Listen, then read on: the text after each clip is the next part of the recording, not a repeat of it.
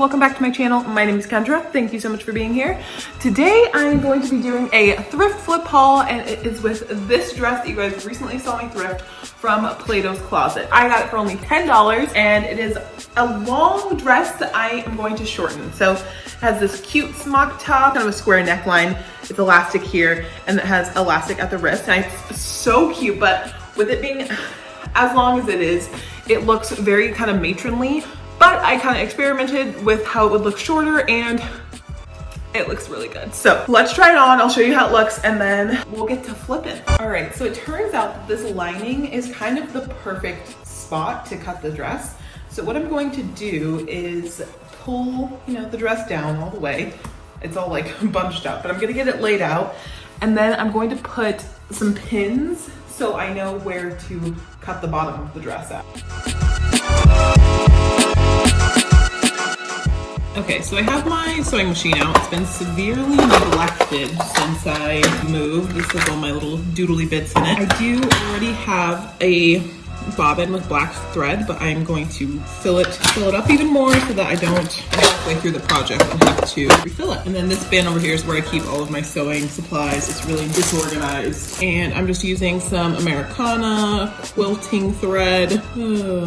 Am I quilting? No. Actually, I'm just gonna fill a whole new bobbin because I don't know the protocol of just adding more on top of this. My machine has a nice little feature to thread bobbins with. My machine's very, very old, so I promise you if mine can do it, yours can do it. I put the thread over here. It doesn't really matter. I'm just gonna put it here. There's a little loop right over here, and I'm going to tuck the thread over, and then you have this little hoop, this little ball, and you kind of just run it along it. And then you take your empty bobbin. There might be an upside and a downside, but I don't know it. So I'm just gonna take this thread and push it through any of these holes, doesn't matter. Take it through any of these holes, and then I'm gonna push it down onto the machine. And now I'm gonna switch my machine on, and you have to loosen the knob over here, and then basically you just hold down the pedal very lightly. Make sure, like I said, make sure it's switched over. Hold on to the string just until you get it going. Should be good there.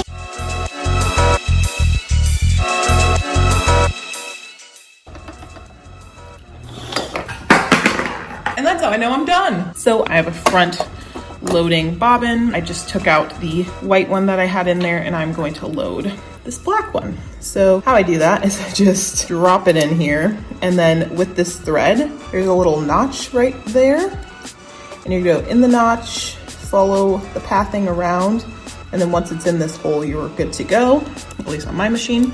And then when I'm putting it into the loader, the bobbin loader, my little prong there, I always know that it goes upwards.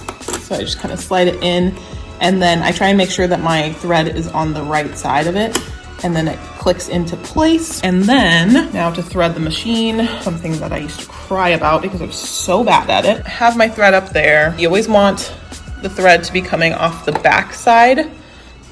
And then again, I use the same little loop here, hook it around here, you go down into that hook, and then on the right side of this metal piece. So as I said, I'm on the right side of this metal piece, and I go down, hook it up. You see this little bit here, hooking it up there.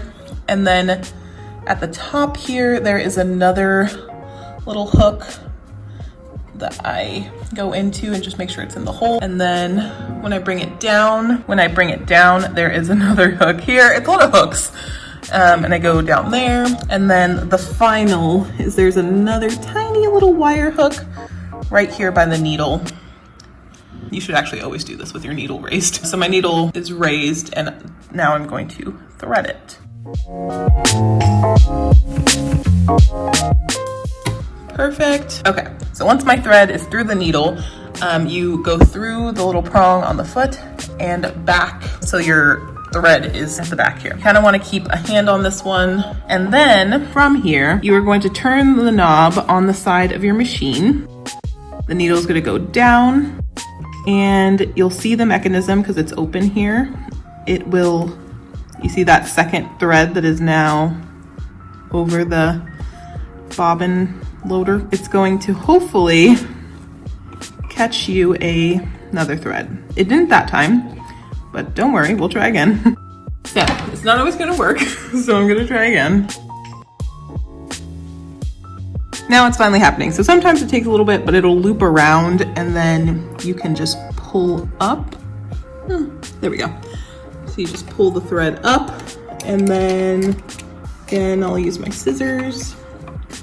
So it was kind of confusing, but now I have 2 threads, one coming from the bottom and one coming from the top needle. So this one's really long now and you're not supposed to pull it back through the top. So I'm just gonna snip it and I have 2 threads going out the back and we are ready to sew, sort of, not really at all. But this is the first thing I like to do because at the beginning of a project, I have energy and at the end of the project, I won't and I'll be annoyed if I didn't thread it. So that's done. Okay, so now I'm going to turn the dress inside out so that we can get to cutting.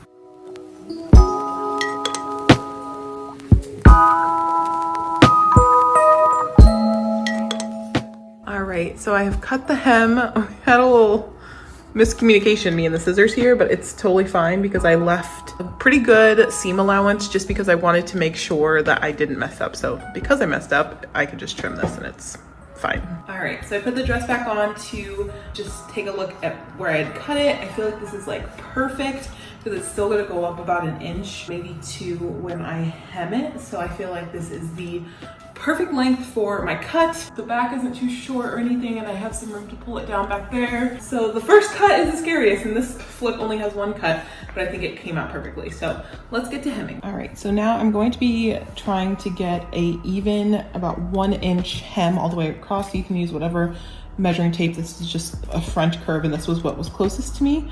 So I am just going to use the little gridded side right here. And when I'm gonna pin the hem that I'm going to sew. So starting from the seam, I'm gonna fold about 1/2 inch of the fabric over. And then this part's kind of easy because if you did 1/2 inch, then that same 1/2 inch, I'm going to fold again. So I'm folding that 1/2 inch over and then to seal, I'm gonna fold 1/2 inch again. And then I'm gonna pin that. So we're gonna go around and try and make the whole thing look like that. And I'm just gonna have the ruler nearby so I can kind of check along the way to make sure I'm not getting thicker and thicker or thinner and thinner with my hem.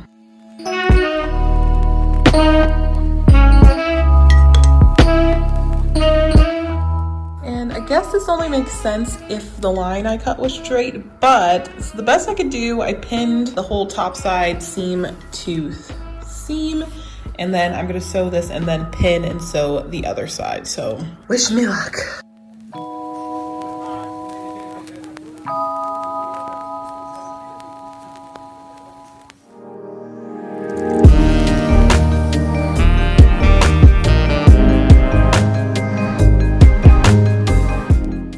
So I have pinned the back hem now, and I know you can see the lining, but what I'm gonna do is go ahead and tack it to this inner seam here, so you shouldn't be able to see it hanging when I'm through.